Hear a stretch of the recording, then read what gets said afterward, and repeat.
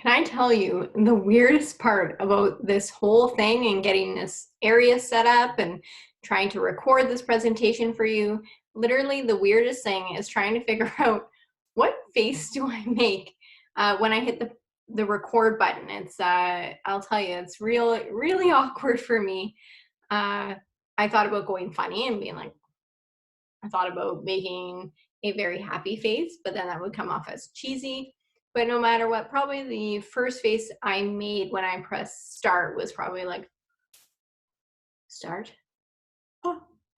And that is because I'm really nervous. You know, I've done a lot of presentations before and I presented to big groups, I presented to small groups, I presented to groups that didn't want me there, I presented to groups that have invited me there. But I have to say, recording my presentation like this, I thought it would be a lot more easier. And I told my coworkers, David and Romalie, I said, oh, it'll be fine. I'll just be like me talking to a bunch of old friends. I'll be able to do it in 2 seconds. No, I was very wrong about that. So I guess the first thing I should do is introduce myself. My name is Celia Vielfor. I'm a Career Development Services Advisor at MITT. Now, you have had previously 2 of these workshops. You have had resume and you have had interview skills. No, we're doing interview skills. Sorry, I already said I was nervous. You had employability skills and you had resume. And so this is interview skills that you would have had in class with me, Celia Vielfor, but since we've taken everything online, Career Services did not want you to miss this workshop, so we wanted to make sure we recorded it. This may never see the light of day. No one will ever see it, and I kind of hope no one does. But in the event that we're all still home and you have some time and you want to work on interview skills, then we will do it. I have never presented in your class before because I'm just back from mat leave. And before I was on mat leave, before I came to MITT, I've been a manager and I've managed teams of about 80 people before. And I know what you're thinking, Celia, you are too young and too beautiful to be a manager, but it's true, I have been. And what I want to do is I want to share my knowledge with people.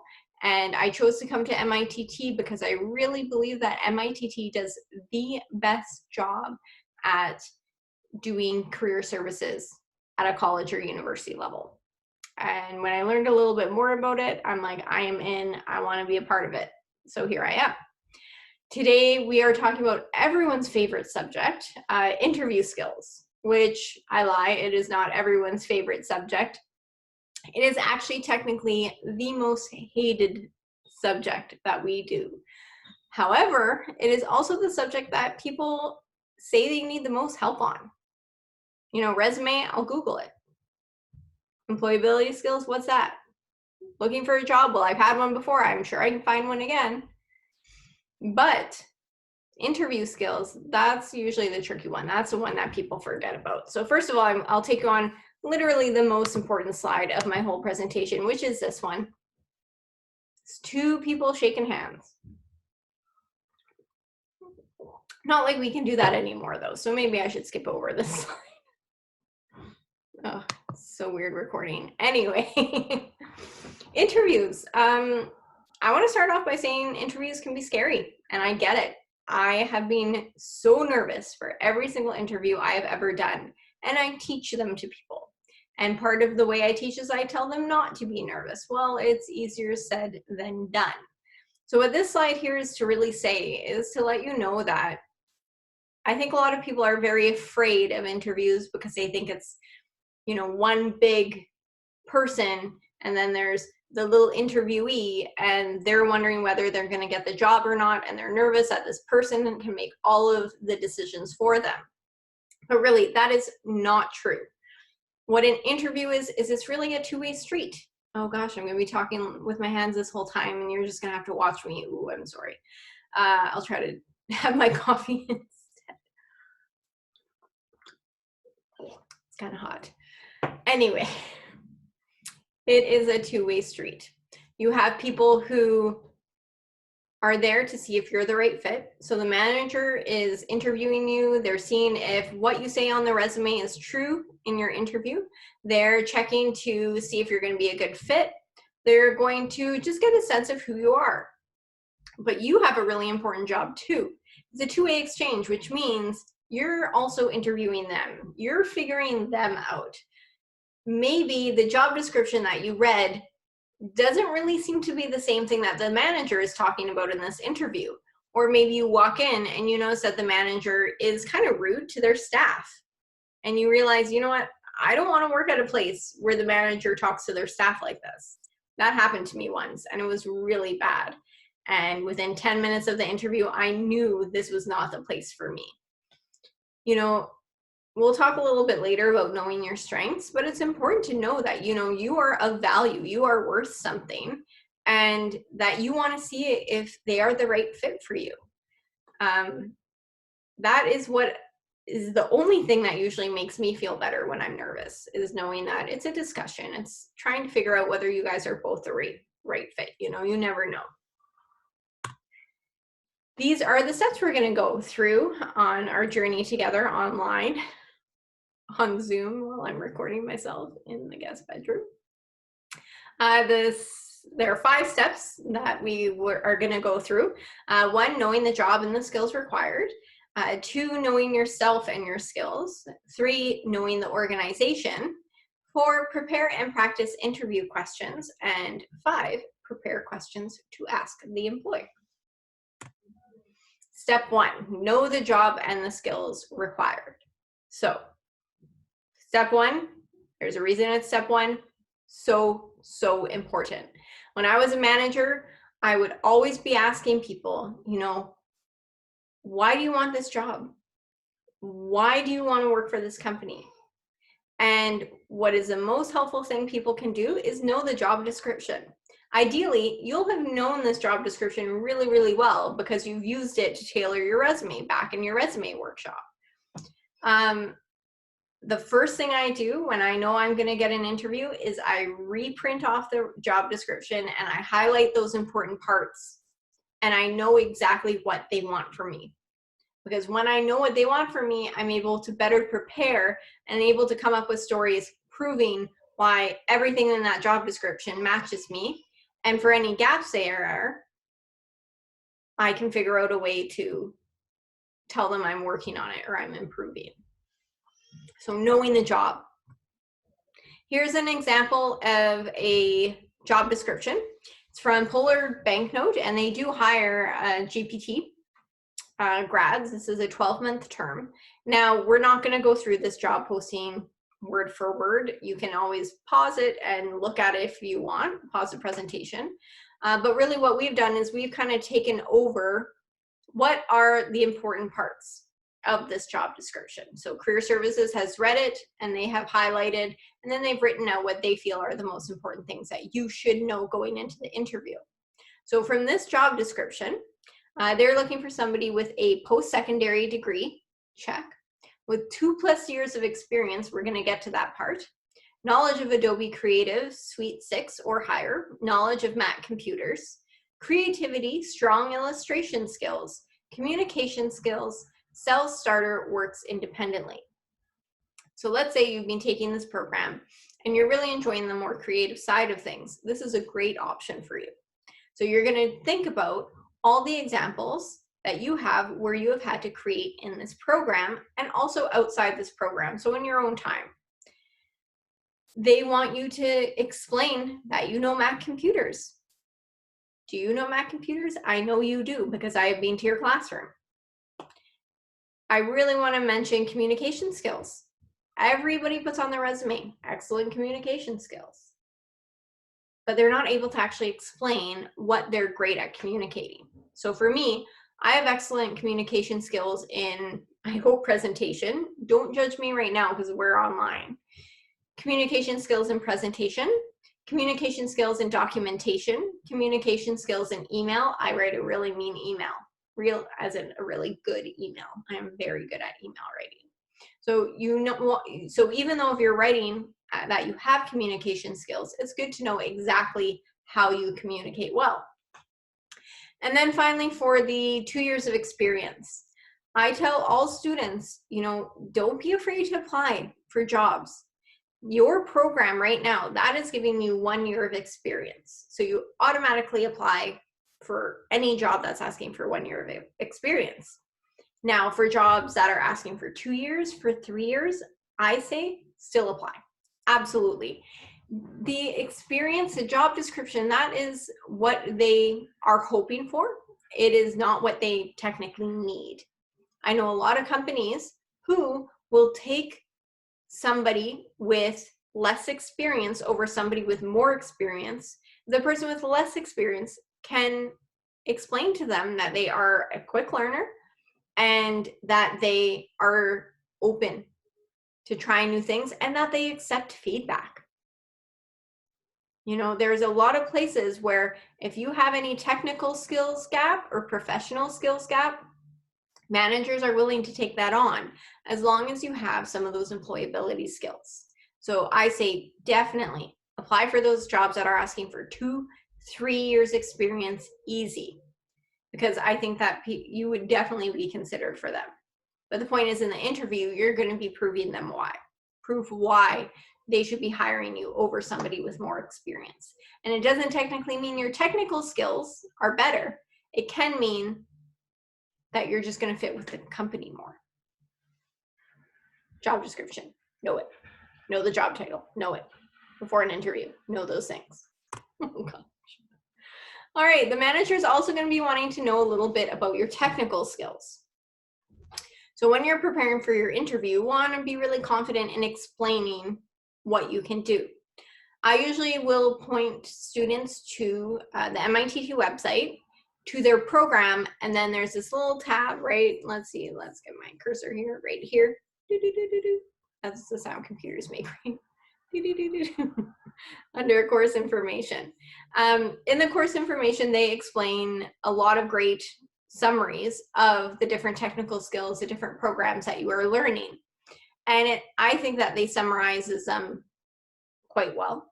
So I suggest that when you're trying to pump yourself up, trying to figure out your technical skills, that you go to this page and you read a little bit more about generally what each course has offered you. That's my suggestion, technical skills. Interviewers are also going to be looking for any essential skills. So essential skills are things like reading, document use, writing, numeracy, oral communication, thinking, digital technology, working with others, and continuous learning. Essential skills are skills that, the government Canada has said, these are what you need in order to be successful. You don't need to be great at each of these skills, but it is good to have an example of a time that you've had to use them. For example, reading and document use and working with others, as well as continuous learning, that could all be an example of when you had to use one of your manuals for the printers in the GPT classroom to troubleshoot a problem. That includes reading, that includes document use, it includes working with others if you tried to troubleshoot with somebody else, and includes continuous learning because you decided that this needed to get fixed and no one asked you to, and you decided to figure it out on your own. And that would be kind of an example of essential skills. So managers are looking for technical skills, some of your essential skills, and also employability skills. Do you remember your employability skills workshop? Talking really fast, I should probably slow down. Still too loud. The employability skills are the 11 skills that MITT has provided across the board for all programs in what you should be trying to improve on and really build in order to be a successful professional. These skills were decided by instructors and decided by career services, but most importantly, decided by actual managers who have said, you really need to know these skills in order to be successful. In looking at GPT,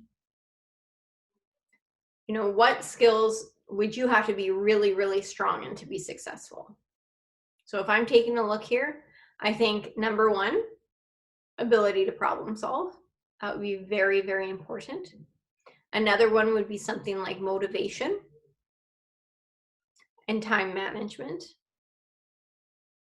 and accountability. Wow, it's basically a lot of them. But I would say ability to problem solve, time management, and accountability would be really important in your field. So take a look at that in preparing. Take a look at your employability workshop and see sort of what you have been strong in and what you want to talk to the manager about.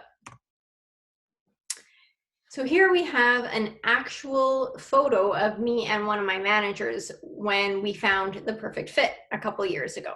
We literally held each other's hands and jumped up and down after the interviewer left. Now, right now, there's no holding hands, but that's okay. We could have still jumped up and down 2 meters apart.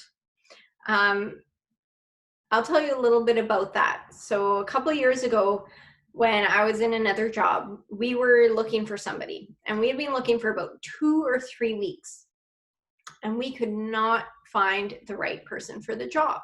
Suddenly, somebody came in and gave us an interview, and they were able to explain how their skills matched our needs. Now, one thing that's really important to know is this person, they didn't have absolutely everything on that job description.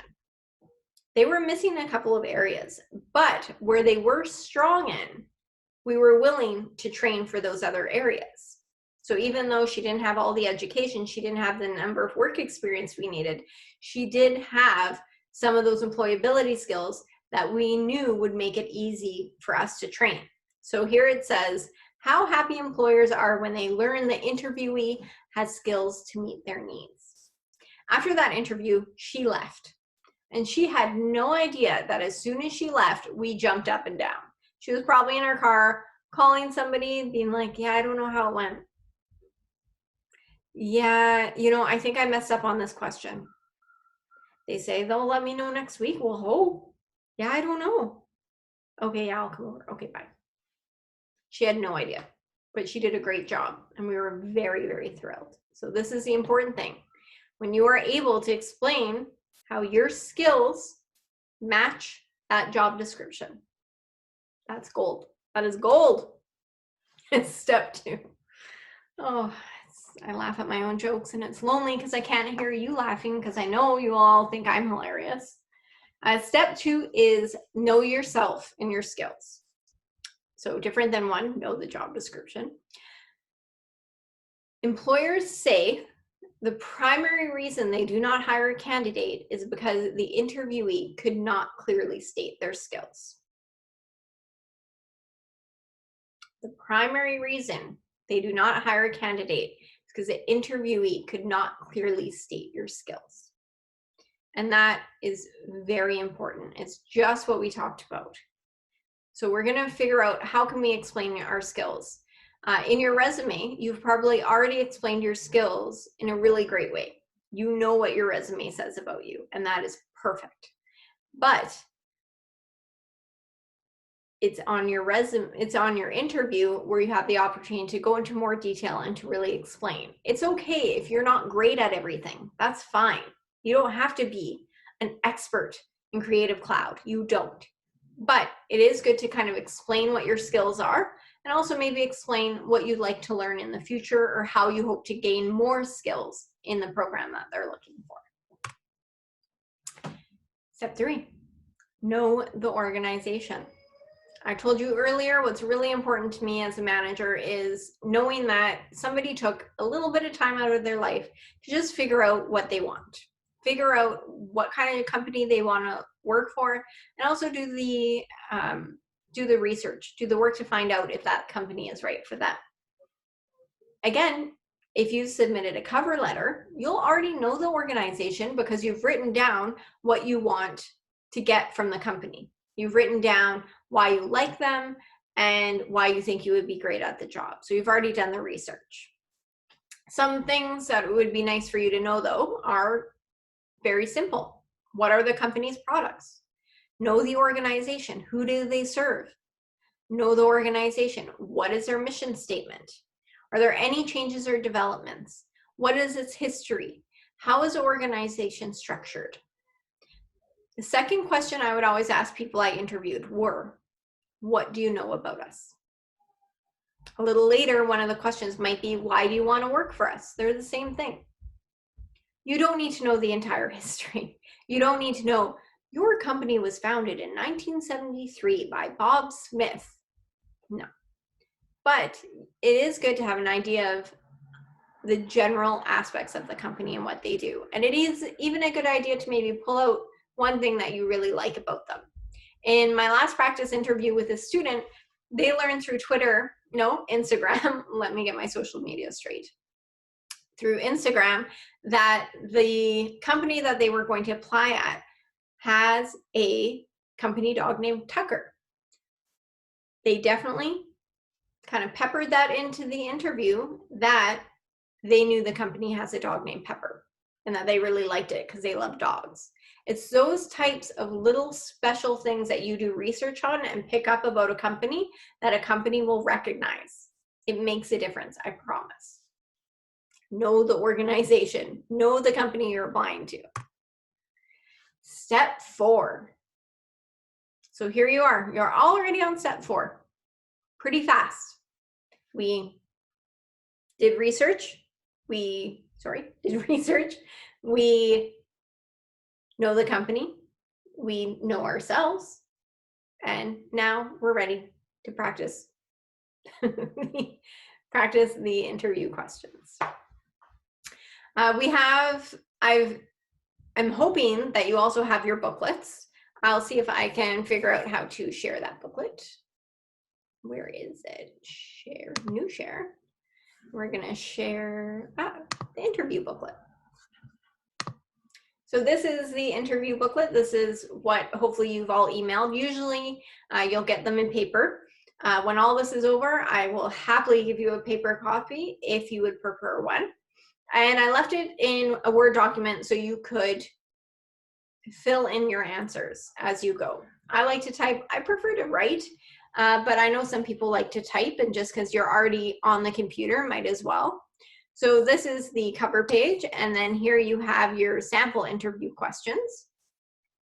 And these are sort of the most popular questions, or very, very common questions that get asked. So in the previous slide, it says to review some of the sample questions and maybe come up with some answers. But before you do that, we are going to go over the first 2 questions in a lot more detail, because they are what I get asked about the most, is sort of how to answer these questions. So here I am. I'm going to go back to the PowerPoint.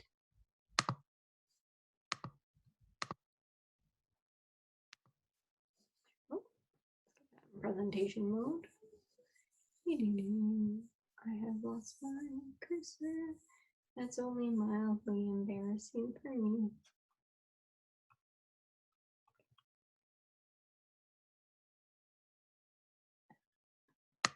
I'm sorry, I'm trying. We're all trying to work on this. All right, and also I forgot to introduce Mr. Bean. Here he is, practicing to meet the Queen. I think he's doing a pretty good job. Too bad he always messes up. Poor Mr. Bean. All right, there are 2 types of questions typically in an interview. There is traditional questions and there is behavior descriptive questions. Traditional questions are ones that we're going to go through right now. You know, they're tell me about yourself, what do you know about us, why do you want to work for this company, what are your strengths, what are your weaknesses. Very traditional questions, very common questions. Then we're going to go into the behavioral questions, and those are tell me story questions. You know, tell me about a time you worked as a team. Tell me about a time that you had a challenge. These are sort of the 2 main areas of questions, and we're going to get through those. So I'm not going to worry too much about that because it can get to be a little bit overwhelming. Traditional interview questions. The most common interview question is, tell me about yourself. It's usually the first one. People have read your resume, they've read your cover letter, but you know what? They still want to get to know you in your own words and sort of get a sense of who you are. Here in the slide, it says, tell me about yourself. It's an opportunity to talk about your skills and experience as they relate to the job. It is important to tie your skills into the job description. So you know your job description, you know yourself, and then it says, tell me about yourself. So what are the things that we are answering?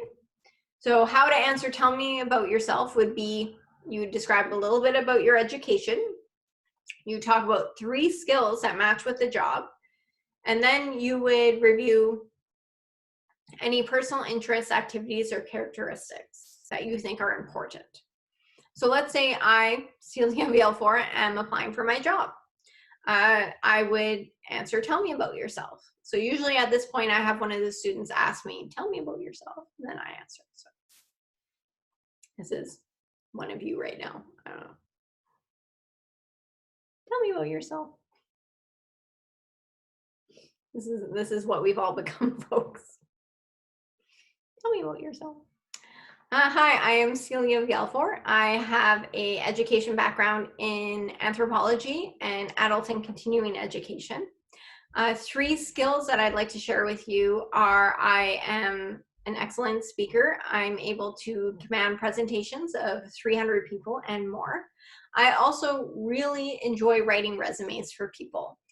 There's something really special about being able to help people through finding a job and through having their career dreams come true. And also, I am really great at making mistakes because this is a recording. It's not going to be perfect. So let me start again. I'm so sorry. All right. Tell me about yourself. Hi, I'm Celia Vielfor. I have a degree in anthropology from the U of M, and I also have a background in adult and continuing education. I am a presenter, so I go to different schools or different programs, and I can facilitate workshops on resumes, interviews, and job search. I also write resumes and cover letters one-on-one. And finally, I just really enjoy helping people. I'm a great communicator. I write great emails. This is not going to work. How am I going to stop this? And that is why we practice, my friends. That is why we practice. And for some reason, it's a lot easier for me to answer when I'm in a group of 30 people in real life than whether I'm just in front of a computer screen right now. So I'm going to try one more time. 3 skills that match with the job. I can do it because I teach this for a living. I promise. All right, starting again. Hi, I'm Celia Vielfor. I have a degree in anthropology and a certificate in continuing education and adult education. I have a background in presentation, in facilitating workshops, and in writing resumes and cover letters. Something about me is I just love helping people. I worked for a number of years in the nonprofit sector and then moved over to post-secondary at MITT because I really appreciate their career services department. And lastly, I would describe myself as approachable, ambitious, and authentic. There we go. 3 times, figured it out. Had to practice though. Would have helped a lot more if I wrote it down. So this is my suggestion to you. Maybe take some time right now and go back to that, the work booklet, hit pause on this video and spend about 10 minutes thinking about how to answer tell me about yourself. And I'm going to take a sip of coffee and continue. Just pause me when I'm taking a sip and then we will keep going. All right, so you have written out your tell me about yourself answer, hopefully, but have you practiced it? Because as we just saw right now, you need to practice a couple of times because the professional interviewer definitely screwed up twice before. So in case you didn't practice, I'm going to let you hit pause one more time, and then you will practice while I'm taking a sip of coffee. All right, how did you do? I hope you were hired. That is the biggest question. Tell me about yourself. Try to not make it too long. Try not to make it too short. Hi, my name is Celia Vielfor. I'm 34 years old and I have a dog.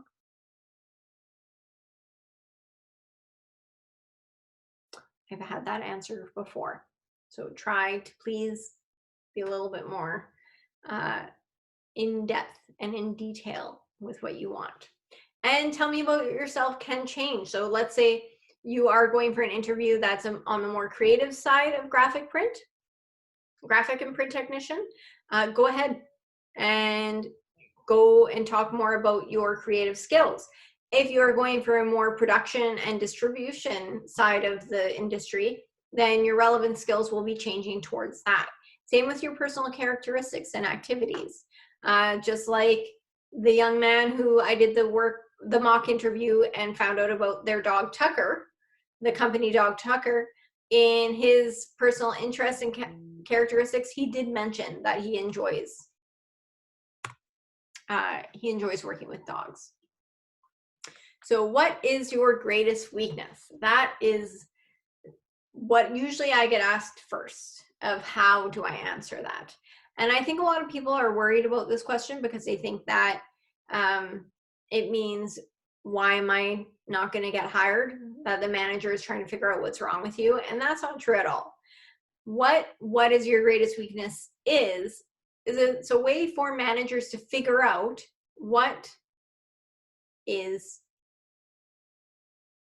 how do you face challenges in your life. So if you have an issue, if you have a problem, if you have an obstacle, how do you overcome that? How do you face problems? How do you improve on any gaps you have? And when you look at it like that, the answer really changes. So I'll say my greatest weakness in real life is that I'm quite shy. When you see me when I come into your class and I do presentations, I don't really come off as shy. And that is because I am at work and I need to do a good job. But if we were to meet in real life, outside of my work life, I'd probably just be like, hey, and just like walk away. Yeah. So I work really hard at it. If I were to answer this question, what is your greatest weakness? And I were to answer it for a job that doesn't involve presenting, this is how I would answer it. So, what is your greatest weakness? I really love people and I love working with people. However, I'm very shy and I do have social anxiety. So sometimes it can be really hard for me to get up in front of a group of people and present. But what I've done is I've really chosen a career path where I have to do that every single day.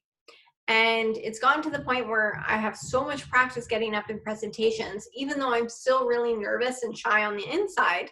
On the outside, a lot of people don't really notice it.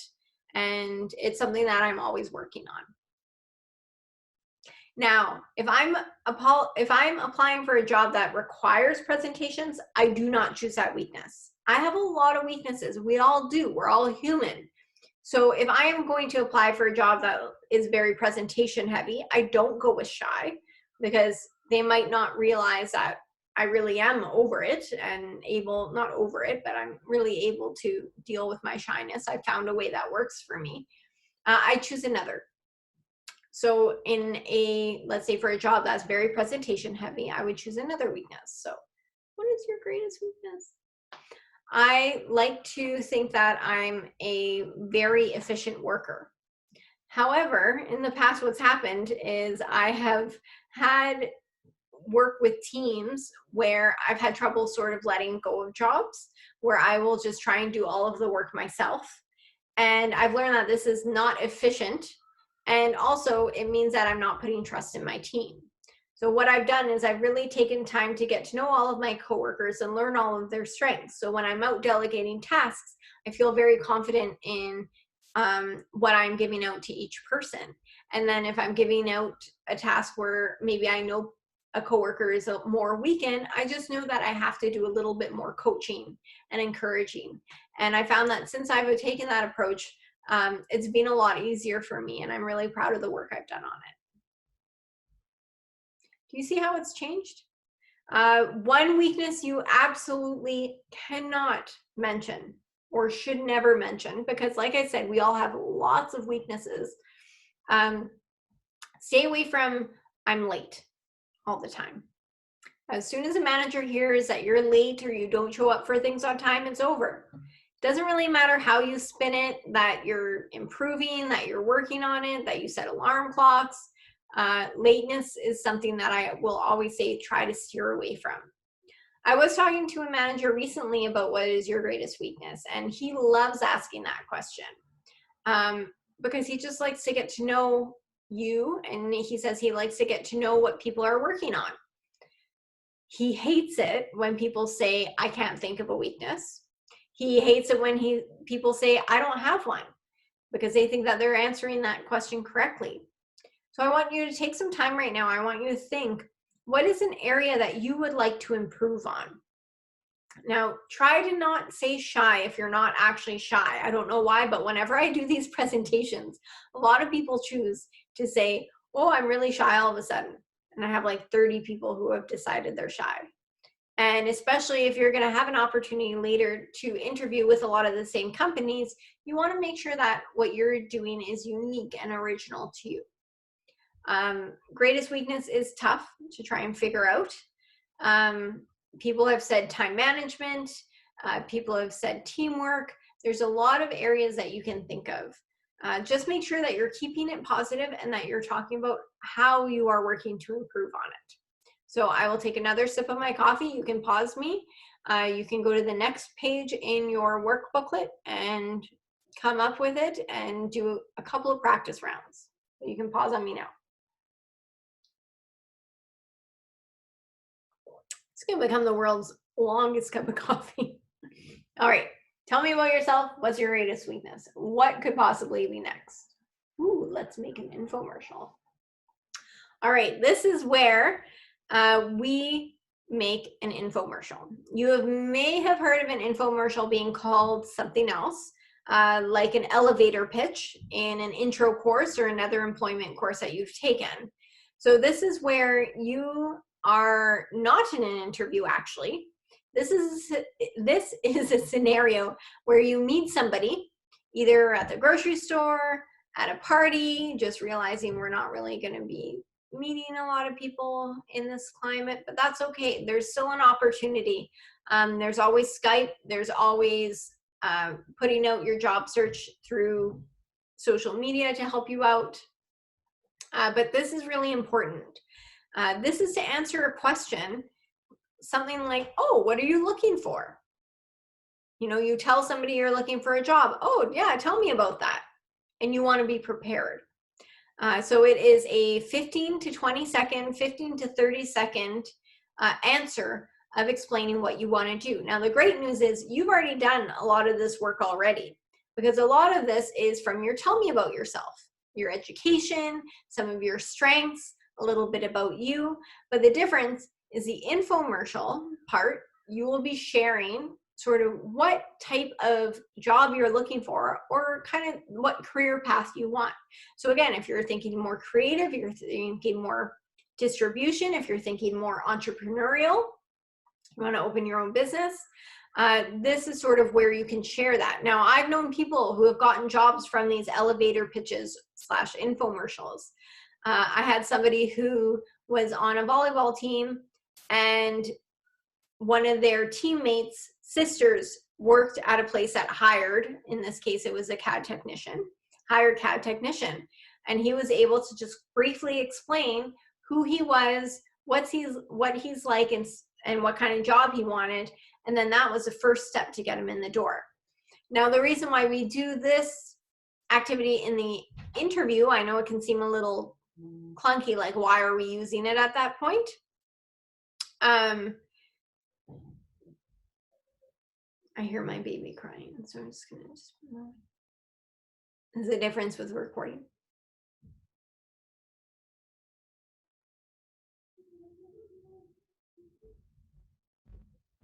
Okay, I think it's good. I think it sounds good.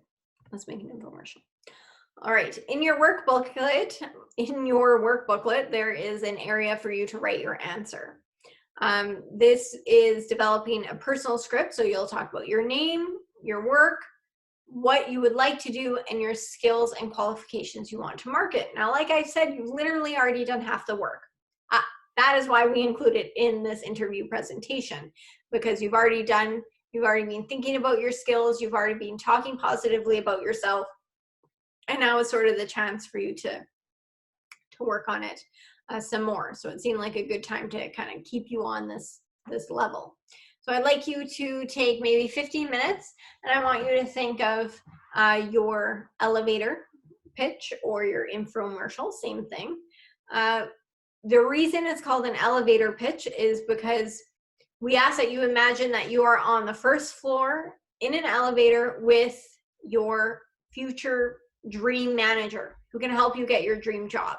What would you say to them from the first floor to the 6th floor in the elevator? Because remember, you only have 15 to 30 seconds to win them over or to get them interested in you. Well, you do that by sharing your name, by talking about your education training, by talking about what you want to do, and by talking about your strengths. So I'll let you take a minute or two. I'm going to take a sip of this coffee while you pause me.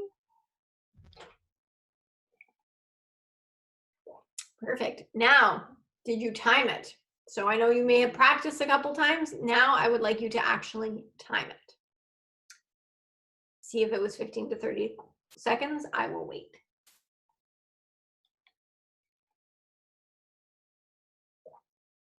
Maybe 7.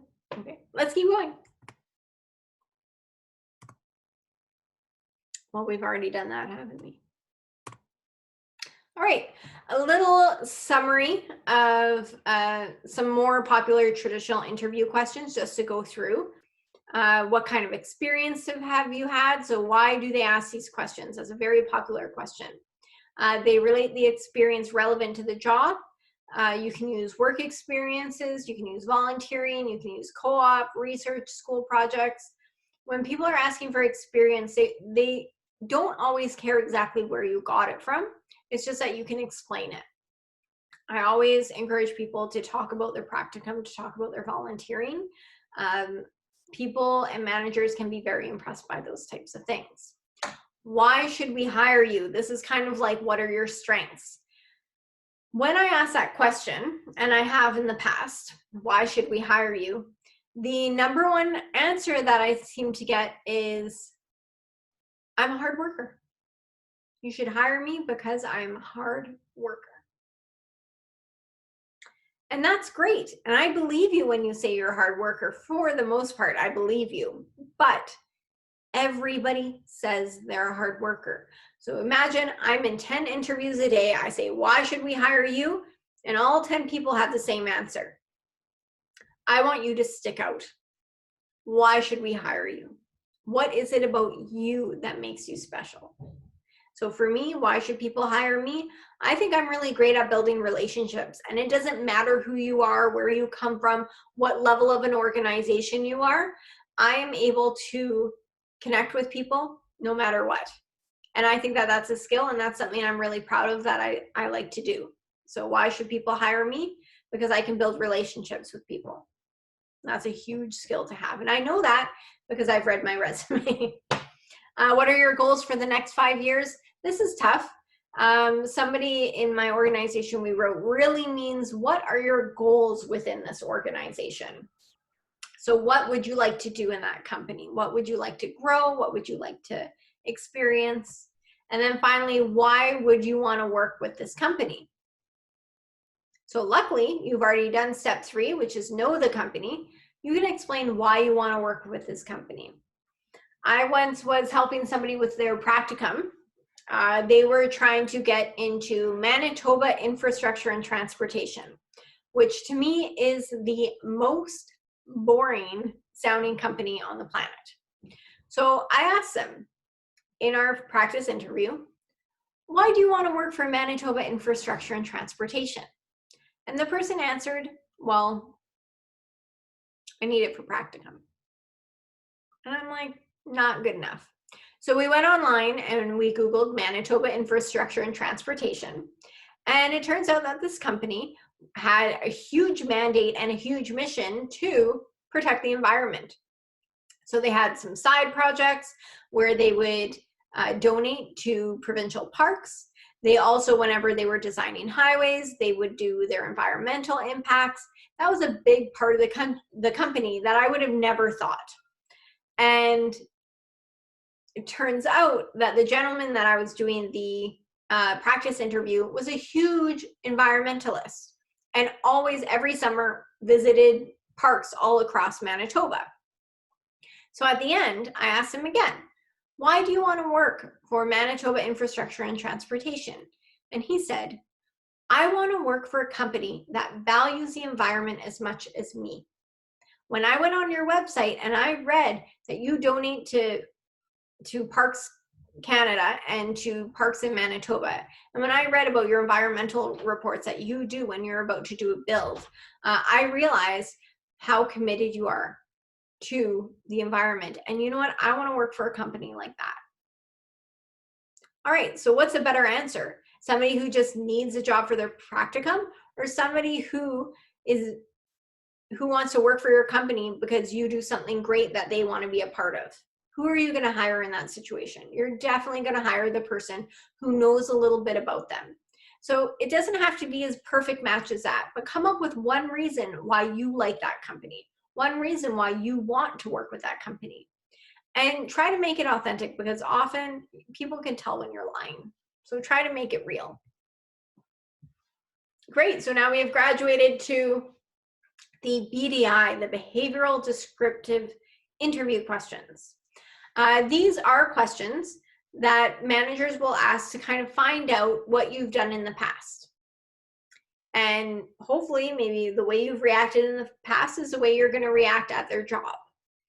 You can use examples from work. You can use examples from school. You can use examples from your personal life.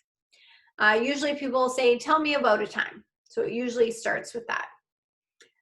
Sometimes you can get an idea about what people are looking for. For example, if a company has hired a bunch of people recently and they are horrible at being on time, you might notice that the BDI questions are like, tell me about a time you used time management skills. Or maybe the company has had a lot of problems with teams. They might say, tell me about a time you worked in a team. Tell me about a time you worked with somebody who didn't like you. Tell me about a time when you had to work in a team and you didn't like somebody. What did you do?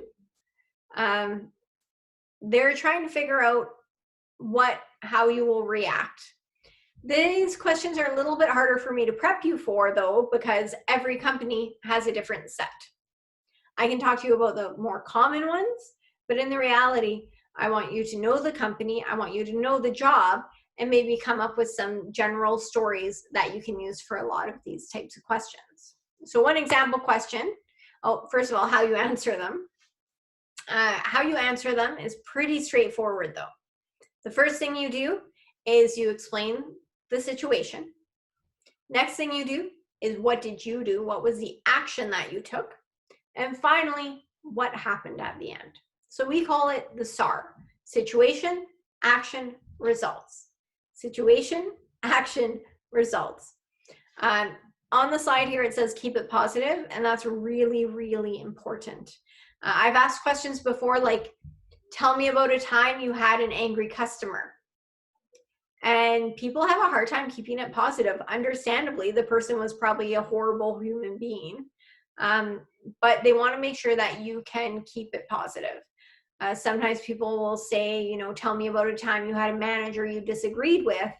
That's also hard to keep it positive, but it is important to try and come up with an end result that worked out, mainly because the managers, if you're talking badly about a manager, the managers you're interviewing are going to think, oh my goodness, they're going to think this about me. They're going to hate me too. Managers are very sensitive. So this is kind of our way around it, is to try and keep it as positive as possible. Here's one example. Tell me about a time when you have had to adjust to change over which you had no control. How did you handle it? So you want to explain the problem, what did you do, and then what was the end result. So I'm going to think of my example, and I'll kind of explain how it's going to sound. and I will use my cursor to sort of show you where I'm at. The question is, tell me about a time when you have had to adjust to change over which you had no control, and how did you handle it? Ready? It's a great question. When I was in one of my previous jobs, I was traveling across the province working with a partner doing presentations. And the situation was our funding got cut. So she was no longer able to travel with me. What I did when I found out that the funding was cut was I sat down and I reorganized the presentations that we facilitated together. We made it a one-person presentation. I also had to call all of the schools and reschedule the presentation so that only one person could do them.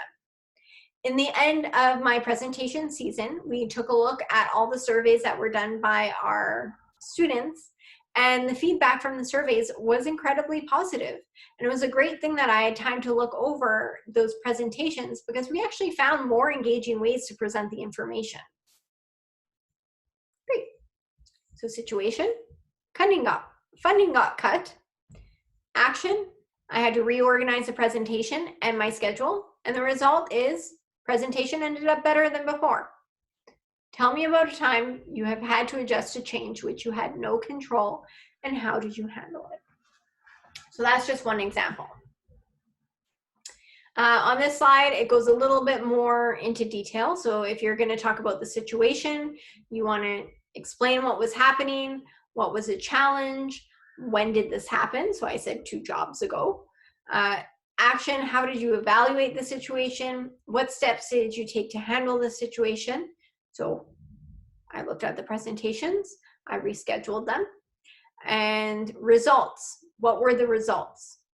The results were positive. The feedback was positive. Was the challenge result? I would say so. People often just completely forget what the answer is for it. We have a couple of other examples, so I'm just going to go back to your work booklet. Let's practice. Go back to your work booklet for the questions we had. So just give me a moment to remember how to do this. You would think that I didn't do it 2 seconds ago. We're going to share that screen. So booklet, those are some of the sample questions. You've already done this for tell me about yourself and your greatest weakness. We've done the infomercial, yes. And here is a list of sample behavioral descriptive interview questions. I told you that I can't tell you exactly what company is going to be asking which BDIs, but I can give you an idea of what some of those BDIs might be. So that way you can kind of practice certain skills. So a creativity skill. The third one, tell me about a time you thought outside the box and how you did it. And then if we scroll down a little bit more, then you have your chance to answer the question. So this one is, tell me about a time you had a difficult coworker and what did you do to solve the problem? So I will explain it to you again, what I did. So the question being, tell me about a time you had a difficult coworker and what did you do to solve the problem? So, at my first job out of university, I had a coworker and I had found out that they didn't like me very much. And I was pretty upset about this. And I wasn't sure exactly what to do at first. So what I ended up deciding to do is I spoke with her. So I asked if we could meet for lunch. And I had explained to her that I had heard that there were some problems with me and I wanted to get to know her a little bit more and figure out if there was a way we could work together a little bit better. And it turns out that it was a complete misunderstanding. Rumors are not your friend. And we were able to come to a mutual agreement that this shouldn't be a problem at all moving forward. And actually, in the end, it really wasn't. So after we had the lunch, things totally shifted in our team meetings. We got along really well. And even though it was, oh gosh, like 12 years ago, I'm not going to say we're still friends because 12 years ago, people lose touch, but they're definitely still on my Facebook and I still see what she's up to every day. And I'd say we're definitely still on good terms with each other. So tell me about a time you had a difficult coworker and what did you do to solve the problem? Nailed it. Nailed it. All right, we're going to go back to the PowerPoint. There we go. Perfect. So I'm going to give you a minute to answer that question for yourself and practice it out loud. Say it out loud. If there's a mirror, find a mirror, practice in front of a mirror. If you have anyone at home that you're with, practice with them. It makes such a big difference when there is somebody who can sort of review how you are doing and give you feedback. Just make sure whoever you choose to give you feedback is somebody who is going to do it in a way that is honest, but gives you feedback on things that you can actually work on. So I'm going to give you a couple of minutes. I'm going to switch from coffee to water, take a sip of that while you pause and practice for as much time as you need, and then hit play when you're ready.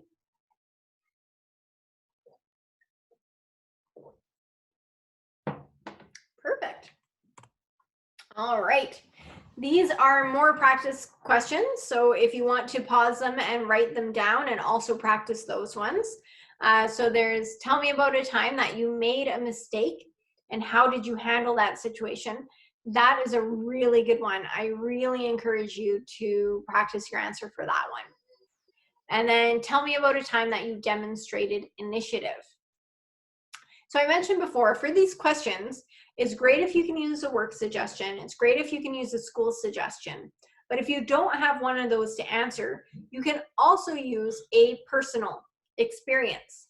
One of my favorite questions for tell me about a time that you demonstrated initiative was actually a personal one.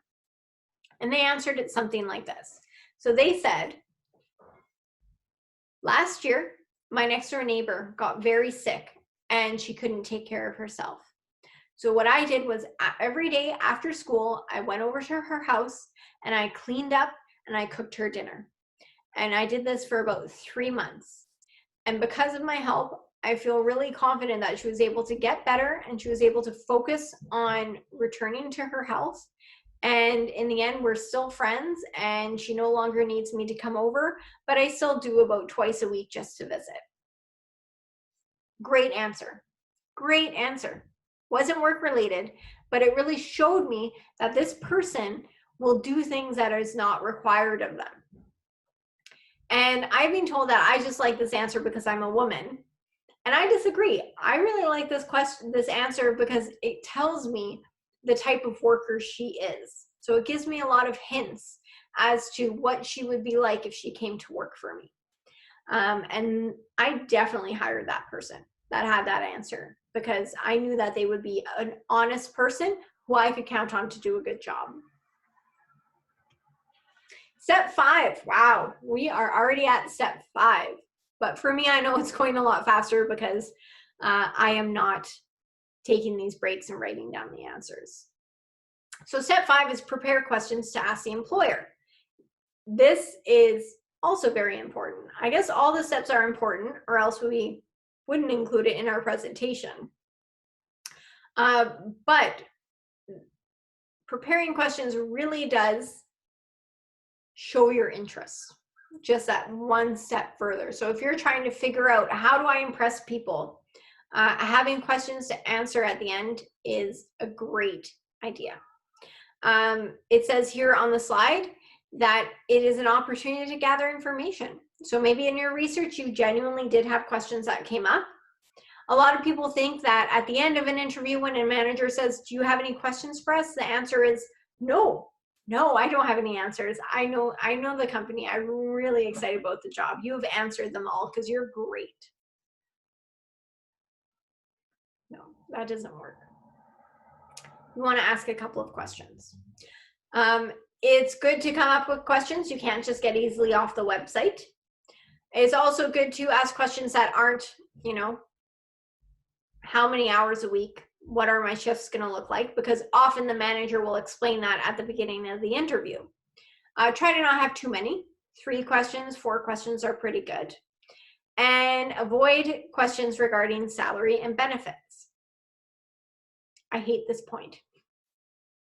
I hate this point because I think that as job searchers, people should always be allowed to ask about compensation.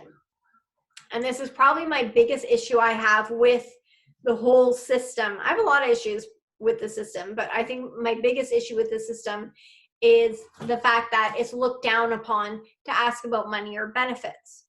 Well, I see people who they spend 3 hours on their resume and cover letter. They take time off work to go downtown for an interview. And they're so excited about the job, and then they hear how much the salary is, and they find out that they can't pay their rent with it. So they've just wasted all of this time. In my opinion, every job ad should have a wage, or people should be a lot more transparent about it. And I get why they're not totally. However, I just don't think you should be penalized or get in trouble for asking salary. That being said, it is still considered a bad idea to ask about money before the manager brings it up. My suggestion for people who are looking for salary and doing research, you can try to ask people you know that work at the company. That might not always work out though. People don't like talking about how much money they make. There is a website called Glassdoor, and Glassdoor will write, it's just anonymous employees entering in their salaries so you can help get an idea. You can also, starting today at your program, you might not be applying for jobs, but look at every single job posting that's out there. Some of them do have wages, and you can maybe keep track of the wages that people are offering. So that way you know what's competitive. And you can also talk to Janet about it too and say, what are you finding as graduates are leaving? What sort of a fair amount to ask? Because she might have that insight as well. But yeah, you're supposed to avoid asking questions about salary. You don't talk about money until they talk about it. So it's a little bit of an issue that I don't like. Some sample questions. This is not in your booklet. We try to put a lot in your work booklet, but we don't put these in. Not a big deal. You can literally pause me at any time and just write them down, or, cut and paste, whatever you want to do. These questions are great. They're not my favorite though. I mean, they're good. You can definitely ask a couple of them. What I personally like to ask people in the interview are questions that only they know the answer to. So something that's really specific to them. For example, I love asking the question, how would you as a manager describe your team? I love asking, what do you value the most in your employees that work for you? I love asking, what made you decide to come and work here? Can you tell me about how you became involved in that company? And those are the types of questions that I do really like to ask. Managers love talking about themselves. They do. They love sharing, their knowledge, their expertise. So I like going there. I do like, tell me about a little bit more about the growth of your company or how it's changed in the last couple of years. That's always a really good one. So the second one is good. But come up with your own questions too. Again, if 5 people in your program are all applying for the same job, you want to make sure that you have an original answer and that you're not just answering the same as everybody else, or that you have an original question as well. But those are some sample questions to ask in an interview. All right, this is in your work booklet, so I'm not going to take up a lot of your time on it. A lot of it's very basic. It literally says at the top, interview basics. But I do have to go through it. I feel like my conscience would not let me sleep if I didn't go through some of these with you, because I'm always meeting people who maybe miss some of these steps. So I can't tell you this enough. You can't be late for your interview. Know the time, know the date, and know your parking situation or your transit situation. People are not understanding when it comes to being late to interviews. They just aren't. When I interviewed for my MITT position, I showed up in the parking lot an hour early for my interview because nothing was getting in my way. I don't care. Flood. I know it's Winnipeg. I don't care. Flooding, snowstorm, even though it was summer when I interviewed, whether it's construction on Bishop Grandin, like nothing was stopping me from getting there. I showed up an hour early. I hung out in my car. I went over my resume, my presentation, and I went inside about 10, 15 minutes early. When I was a manager, I hated it when people would show up an hour early because I would feel stressed out that I would have to go out and do the interview earlier. I would feel bad that they're all out there alone. It was a problem. Know the position title. Now, if you followed all the 5 steps we've already talked about, you'll have already known your position title really well, and you'll know the actual job description. Because it is embarrassing when a manager says, oh, so you're applying for the print technician position? And somebody says, oh yeah, I guess. Yeah, I think so. I think that was the job. Please know the title and the job description if you can. And it never hurts to remember the interviewer's name. I know it can be really exciting to get the phone call. Hi, we want to schedule an interview for you. Blah, blah, blah, blah. Here's the date. Here's the time. Great. Got it. And then you can easily ask, oh, and who am I going to be interviewing with? What are their names? And then you can remember their names. People, just by saying, hi, Celia, I'm really easy to impress. People are always really think that you're thoughtful when you remember their name. What to bring along. We'll talk about what to bring on the next slide. It says get a good night's sleep the night before. I guess so. I don't think I usually, I have a 1-year-old. I never get a good night's sleep. Day of the interview. Dress appropriately for your field. I'm at home right now recording this. I'm in my guest bedroom. And I knew I was doing interview skills with you all today. So you know what I did? I got out of those pajamas and I put on a blazer and I put on my nicer shirts, not just a t-shirt. I have even a little necklace, even though it hid behind my shirt, that's fine. And I wanted to, dress like I would for an interview. Dress appropriately for your field. If you're doing the production side of things, I know you can probably be a little bit more casual, but if you're going to a corporate office, even if it's for a casual position, it's a good idea to dress up a little bit. I have known so many people who have got jobs and they've worn jeans to an interview. But I've never known somebody to miss out on a job because they wore black pants. So I do suggest wear black pants for the interview. To answer your question, I'm not wearing black pants today. I am wearing gray jeans. Gray jeans. Oh no, winter sock. But you wouldn't have known that unless I share that with you. But you're welcome. We're friends now. Says eat something before the interview. Do what you want. I'm not going to make you eat. Everybody on our team has different thoughts, but somebody on my team thought it was really important that we eat something before the interview. What to bring with you. This is a really great option. Keep that list. Work samples might be really important for you depending on the job description. That is why you have those MITT binders that we gave you at the beginning of the year. So you can put all your work samples in there and it can become a very professional portfolio. You're welcome. I always review my resume right before. It's a great way to sort of keep in mind all the great stuff you did, jog your memory of the different jobs you've had, put yourself in those shoes and sort of really emphasize to yourself, what are my strengths? What do I want to highlight? What are the things that make me me? I find it very helpful. Show up at least 10 minutes early. Celia says show up 45 minutes early, but show up to the front desk 10 minutes early.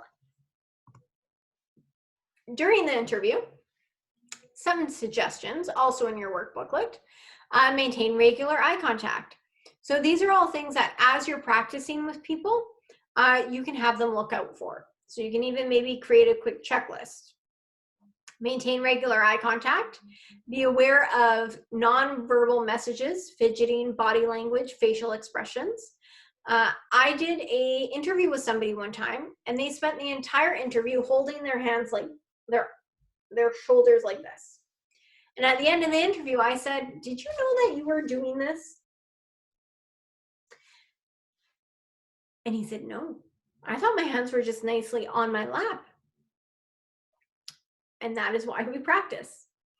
Something that I do is I fidget a lot. So when I'm really nervous, I take a paper clip And if there's a table, I will, fidget with the paper clip under the table so that they don't realize. I told you at the beginning, I talk with my hands a lot, and that can be a problem too. What else there's one other thing I want to say about that. Fidgeting. I also once did an interview with somebody, and there was a piece of tape on my desk, and they spent the whole time picking at the tape. And it was really distracting. And I don't think they realized they did. Oh, and finally, before I practice interviews, I didn't realize that after every single time I answered a question, I ended it with, so yeah. They would say, tell me about yourself. And I'd be like, I'm Celia Villalpur. I don't know why my voice was higher at that time. I'm Celia Villalpur. I have a degree in anthropology. I really love working with others. So yeah. Tell me about your greatest weakness. Well, I'm really shy and I love working with people, but I do a lot of presentations to get over it. So yeah. Really embarrassing. Practice and get feedback from people. I also want to mention that, there's an opportunity that the manager who is interviewing you, or at least one of the people who are interviewing you, have never seen your resume before. So even though everything's on your resume, be ready to just explain it all. Don't expect them to know it all, because if you're interviewing with 3 people, there's a good chance one person has not looked at it.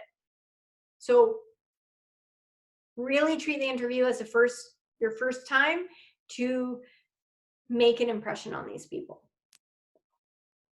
Last, if you don't know how to answer a question, that is okay. That is fine. It is perfectly okay. If you need a little bit of extra time, you can say, and this is the best piece of advice somebody's ever given me, is, that's a great question. Let me think about it for a minute. You can't do that with every single question, but it does help once in a while. I also really like the answer, or if you don't know the answer, you can always say, can we come back to that question? Gives you a little bit more time to think about it. If you don't know that, if you need more time, then can we come back to that? They'll come back to it. You can also say, I can't think of an example at this time. Do your best though. And if you've done a lot of preparing, you should be able to find a good example to match with any of the BDIs. If you don't understand the question, you can always ask them to rephrase it. If you are saying the answer and halfway through you forget how you're answering it, you can absolutely say, I'm sorry, could you repeat the question for me? I want to make sure I'm answering it correctly. I sometimes black out when I get really nervous and I'm answering questions. I have definitely had to use that at every interview I've ever done. Here are some examples of why hiring managers didn't hire people.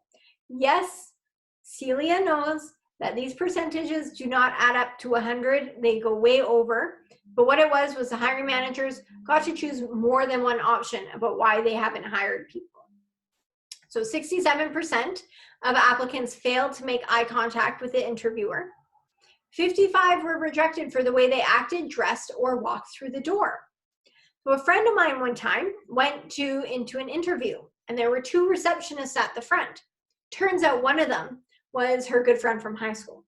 So here she is being like, hi, Rosa, it's so nice to see you. It's been forever. Yeah, you enjoy working here? I'm so nervous for my interview. I'm really, really, really excited. What have you been up to? And they're just sharing.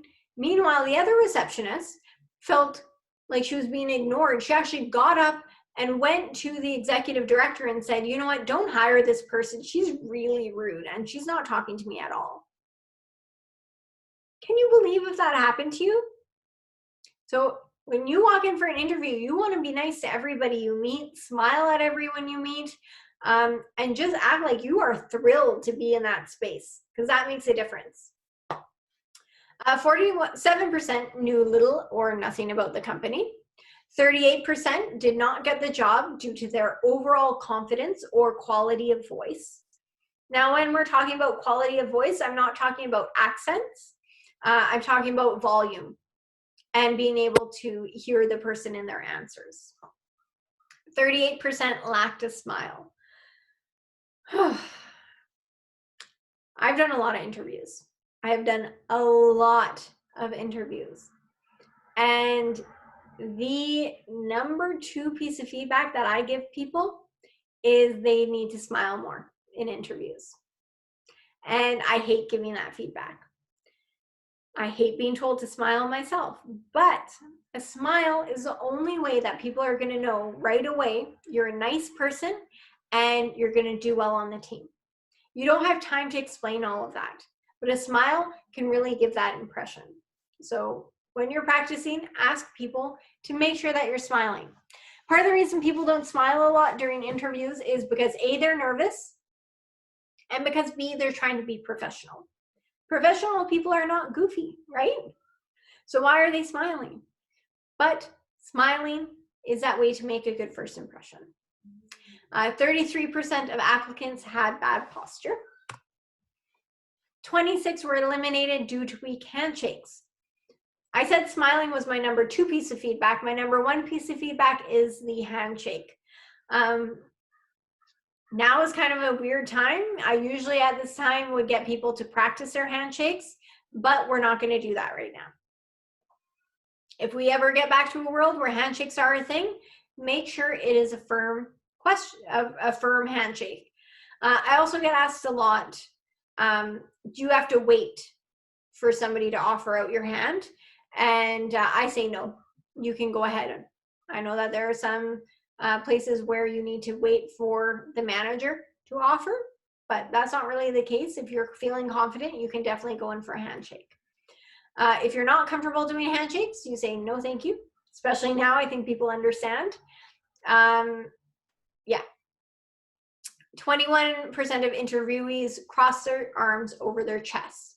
So again, just something to keep an eye out, and when you're practicing, to see if you get any feedback that way. Interview closing reminders.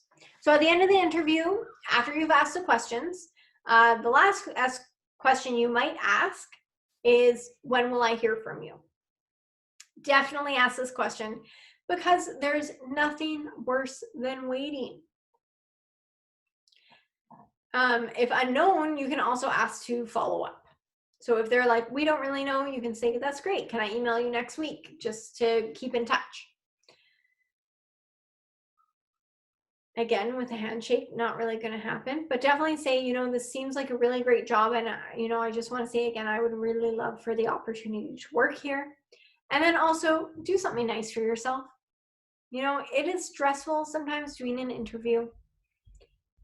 In this side, we have, people are petting a dog, go call somebody to give you good vibes. Eat candy is one. Just don't be too hard on yourself. Maybe write down questions that you had problems with so you can practice for next time. I have a friend who, after every interview, calls her mom and cries just to let out the stress. That's what she does to de-stress. Whether it was a good one or a bad one, doesn't matter. She'll still call, she'll still cry, and that's okay. For the follow-up, so let's say you said that you were going to hear back on Thursday and it is Monday. You can send a follow-up email. Please do not send this one.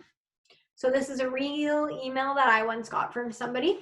I've changed their names and the email address, so of course. And I ended up hiring this person because they actually were really lovely in their interview. But I said never send one of those emails again because other people would definitely not consider you. Hi, Celia. It doesn't even say my name. Just wanted to send a quick email to say I had a great time at the interview and can't wait to see who you're going to hire. It better be me, LOL, but really good talks. Smiley face, hashtag nailed it, Kathleen. Yeah, lots of problems. So here are some reasons why this follow-up email is not so great. Please be professional. Please have,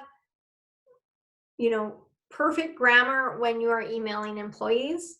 Emojis, wait for a manager to email you an emoji before you know it's okay to send. I used to work at the U of M and it was very serious. Like you would send an email with an exclamation mark and people would be like, whoa, you're getting too excited. My last job, everyone was so relaxed. They just sent cat memes to each other all the time. MITT is kind of in between. You know, it's very professional, but you can still be casual in your email depending on who you're messaging with. Just know your audience. This is a suggestion for an email follow-up. So it's a little bit more detailed. It says, good afternoon, Celia. I'm emailing you to thank you for your time on August 28th and the interview for the instructor position at Charity School. I enjoyed learning more about the organization and I'm now even more interested and confident that I can contribute my skills to this organization. I look forward to receiving any follow-up information regarding the hiring process. Thank you, Kathleen Wilson. This is a good example. You know, I am a big fan of the follow-up email, and this is the reason why. If I interviewed for the final interview, let's say 5 people, and it's between 5 people, and you know, 2 people weren't really strong, so it's between 3 people, and I'm like, who am I going to hire? They're all pretty great for their own reasons. And let's say one person, one of them sends me a follow-up email that's very nice, respectful, and the other 2 don't, and I'm trying to decide between the 3, I will hire the person who followed up with me because they took that one extra step to make sure. Now, this doesn't mean, I don't know why I'm being like very rude with you all right now and pointing at you. Sorry. This does not mean call them every day, multiple times a day. I've had that too, and I do not appreciate it. But I do appreciate, you know, one phone call, one email, just seeing where people are at. That's kind of nice, and I like that. I do know some companies who they will interview a couple of people and they won't hire anybody and they won't follow up with the people until somebody sends them the follow-up email or the follow-up phone call, and that's who they hire. That's kind of mean, but I have heard of companies that do that, so please make sure to do that. Follow up. In your work booklets, that's it for the PowerPoint. In your work booklets, I'm just going to change back to that because I want you to take a look at what else is there. Share. Interview booklet. Here we go. So this is a before, a day, during, and after. And then just like at your other workbooklets, there are action items. So really what you should be working on right now in your program for your career development. So first is practice. Second, you've already started saving job postings back from like employability skills. So try to see what kind of questions that those job descriptions might be asking. You can book a mock interview right now. I am definitely doing Skype mock interviews. I can do phone mock interviews, whatever you need. I want you to think about what you would be wearing. Here it says start shopping. If interview attire is an issue for you, you can also come and talk to me about it. We can brainstorm some ideas. Prior to an interview, do a trial run of how you will get there. Take photos of your work. Oh, I'm like, of your work, like of the company? That's weird. I've read this before, but it's been a while. Take photos of your work, like your creations, your projects, and then create your portfolio. There we go. And it's always a good idea to have a LinkedIn profile, especially right now if you're job searching, because a lot of things are going to be stopped in person. You want to really up your social media and your LinkedIn game so that people can find you on the internet and find you doing something positive and doing something professional. So if you don't have a LinkedIn account already, check it out. If you do have one, update with all of the skills that you've had since resume, like all the ones that you've learned from your GPT program since the last career services person came to your class. And we will always continue to email out work connections for any future jobs that are coming up. And even if you're not looking for a job right now, if work connections sends you an email, save that email, save or open and save that job description for later so that you have an idea of what kind of interview questions that people might ask. All right.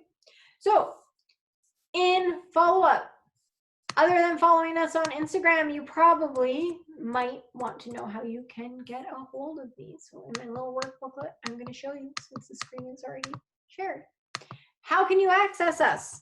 You can email me for the time being. You can always email me, but this is my email, celia.vielfor@mitt.ca. Feel free to pause and write it down.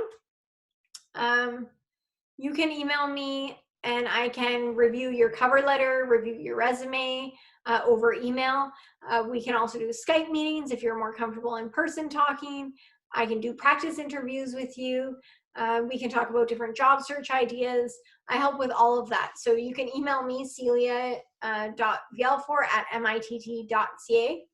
If you forget that or that's too hard for you, or maybe you want to meet with David or Romalie, you can always email workconnections@mitt.ca and just sort of say your name and what you're looking for help with. And let's say you want to meet with David, you can ask to meet with David. If you want to meet with Romalie, you can ask to meet with Romalie. If you want to meet with me, email me directly, or you can say that you want to work with me. It's not a big deal. Thank you for being a part of this. Thank you for coming to my TED Talk on interview skills for GPT. It's been a really interesting time kind of talking this whole time with you, and I hope that you got something out of it. This was a really weird experience for me, but in the end I enjoyed it. You could tell, just like in a regular interview, really nervous at the beginning. By the end, feeling real comfortable up here on my computer. Yeah, that's it for me. Thank you. If you have any questions, I'm here for you. That's really my job. I'm Celia, and I really love the graphic and print technician program. And I hope to someday meet you all in person. So I'm going to figure out, this is really awkward. I started this by saying, what's my face going to be when we start? And I feel equally confused. What's my face going to be like when we end? So I'm just going to stop recording now, and I'm going to do it in the middle of the sentence for